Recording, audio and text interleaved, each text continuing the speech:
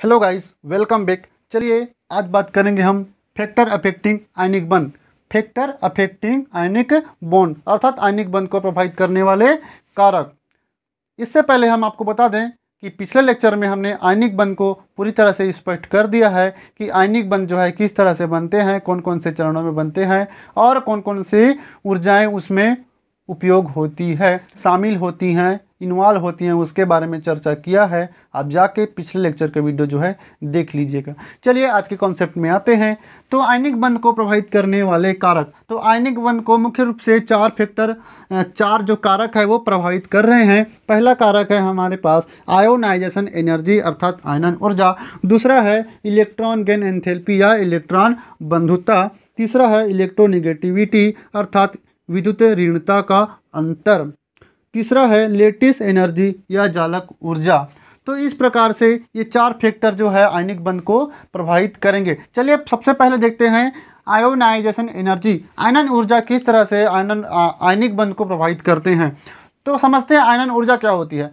तो आयनन ऊर्जा का तात्पर्य है किसी परमाणु के बाह्यतम कोश से इलेक्ट्रॉन को निकालने के लिए ऊर्जा की आवश्यकता होती है। तो उसी आवश्यक ऊर्जा को ही हम क्या कहते हैं, आयनन ऊर्जा। अर्थात एक बार फिर से समझिए कि किसी परमाणु से इलेक्ट्रॉन को निकालने के लिए जो ऊर्जा की आवश्यकता होती है उस ऊर्जा को हम क्या कहते हैं, आयनन ऊर्जा कहते हैं। तो किसी परमाणु का आयनन ऊर्जा का मान जितना ज़्यादा होगा उतनी आसानी से वहाँ इलेक्ट्रॉन को नहीं निकाल पाएगा। अर्थात इलेक्ट्रॉन को निकालने के लिए उस परमाणु की आयनन ऊर्जा के मान को बहुत कम होना चाहिए। तो जितना कम आयनन ऊर्जा का मान होगा उतना ही आसानी से वहाँ परमाणु इलेक्ट्रॉन को निकालेगा और इलेक्ट्रॉन को निकाल के क्या बनाएगा, केटायन या धनायन बनाएगा।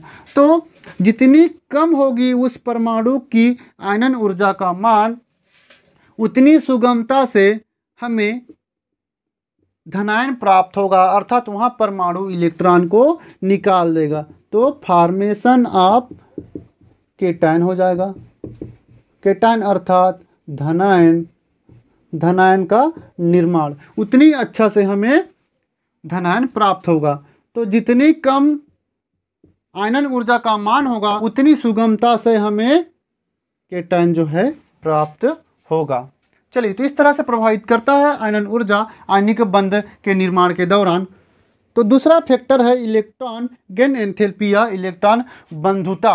तो इलेक्ट्रॉन बंधुता को समझते हैं। इलेक्ट्रॉन बंधुता होती क्या है, तो समझिए इलेक्ट्रॉन बंधुता का तात्पर्य है किसी परमाणु के द्वारा इलेक्ट्रॉन को ग्रहण करने की क्षमता, कि वह कितनी आसानी से इलेक्ट्रॉन को ग्रहण कर सकता है। कोई परमाणु इलेक्ट्रॉन को ग्रहण कब करता है, हो सकता है वह अष्टक पूरा करने के इलेक्ट्रॉन को ग्रहण करता हो, अर्थात स्थायित्व प्राप्त करने के लिए इलेक्ट्रॉन को ग्रहण करता हो। तो स्थायित्व प्राप्त करने के लिए वह इलेक्ट्रॉन को ग्रहण करता है तो वहाँ एनर्जी उसकी ऊर्जा जो है में कमी आती है। तो उसकी ऊर्जा में क्या होती है, कमी आती है। तो इलेक्ट्रॉन जो गेन एंथैल्पी है वो क्या होगी, उस परमाणु से रिलीज होगी, कहना चाहिए मुक्त होगी। तो इलेक्ट्रॉन को ग्रहण करके वह परमाणु क्या बनाता है, एनायन बनाता है। तो इलेक्ट्रॉन बंधुता इज डायरेक्टली प्रोपोर्शनल टू या electron affinity is directly proportional to formation of anion या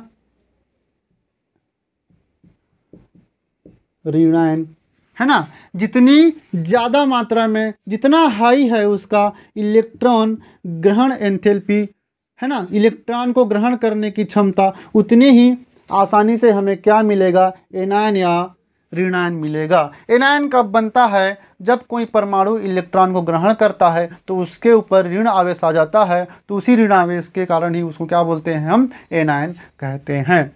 चलिए, तीसरा फैक्टर है हमारे पास इलेक्ट्रोनेगेटिविटी का अंतर अर्थात विद्युत ऋणता का अंतर। तो विद्युत ऋणता का अंतर किस प्रकार से प्रभावित करता है, समझते हैं।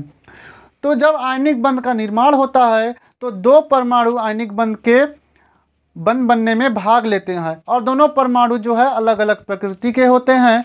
तो दोनों परमाणुओं के बीच इलेक्ट्रोनेगेटिविटी का बहुत ज़्यादा अंतर होना चाहिए।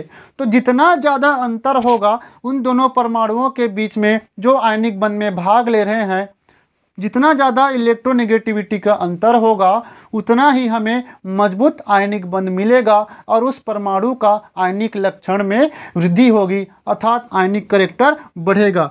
तो इलेक्ट्रोनेगेटिविटी का अंतर अर्थात electronegativity different delta E N is directly proportional to उस आयनिक यौगिक का आयनिक करैक्टर। डेल्टा ई एन विद्युत ऋणता का अंतर समानुपाती होगा किसके? आयनिक करैक्टर के। Ionic character of ionic compound. Ionic compound ionic यौगिक का आयनिक करैक्टर मतलब लक्षण, आयनिक लक्षण। तो जितना ज़्यादा विद्युत ऋणता का अंतर होगा उन परमाणुओं के बीच में उतनी ही ज़्यादा हमें आयनिक लक्षण मिलेगा, उतने ही स्ट्रॉन्ग आयनिक बंध मिलेगा, आयनिक कंपाउंड अच्छा वाला हमें मिलेगा। ठीक है, इस तरह से प्रभावित करता है विद्युत ऋणता का अंतर।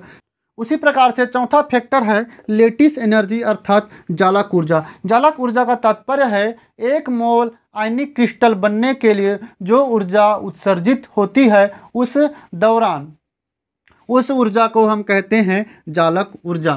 तो lattice energy is directly proportional to आयनिक बॉन्ड। आयनिक बॉन्ड या लेटिस, आयनिक बॉन्ड या लेटिस अर्थात क्रिस्टल या जालक।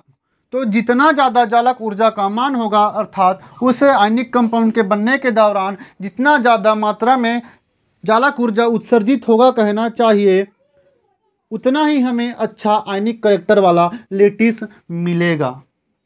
तो इस तरह से जालक ऊर्जा प्रभावित करती है आयनिक बंध को। ठीक है ना। तो चलिए, तो 4 फैक्टर होंगे। फैक्टर नंबर 1 आयोनाइजेशन एनर्जी जो कि जालक के निर्माण को प्रभावित कर रहा है। उसी प्रकार से दूसरा फैक्टर इलेक्ट्रॉन गेन एंथैल्पी, तीसरा हो गया इलेक्ट्रोनेगेटिविटी का अंतर और चौथा लेटिस एनर्जी। तो इस तरह से ये 4 मेजर फैक्टर हैं जो आयनिक बंध के निर्माण को प्रभावित कर रहे हैं। अगले लेक्चर में हम बात करेंगे लेटिस एनर्जी। लेटिस एनर्जी क्या होती है उसके बारे में डिटेल में बात करेंगे, फिर बॉर्न हैबर साइकिल समझेंगे। चलिए, धन्यवाद।